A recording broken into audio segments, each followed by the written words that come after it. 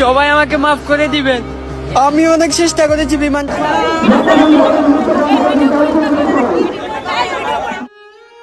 Please সবাই আমাকে মাফ করে দিবেন। রেডিওতে ভেসে আসে এই কণ্ঠটা, কাপা কাপা কিন্তু দৃঢ় বটে। আমি অনেক চেষ্টা করেছি বিমানটাকে জনবসতি থেকে দূরে রাখতে।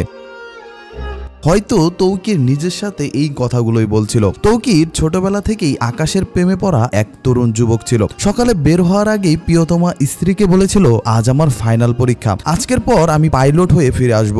হাসতে হাসতে যোগ করেছিল, আজ যদি সফলভাবে ল্যান্ড করতে পারি তোমাকে নিয়ে অনেক দূরে ট্যুর করতে যাব। কিন্তু ভাগ্য যেন অন্য কিছুই লিখে রেখেছিল। মাত্র 2 মাস আগেই তাদের বিয়ের অনুষ্ঠান সম্পন্ন করেছে। আর আজ আকাশের ঠিক মাঝখানে থেকেই তৌকিরের শেষ বার্তা, আমার কন্ট্রোল আর আমার হাতে নেই, বিমান অন্যদিকে চলে যাচ্ছে।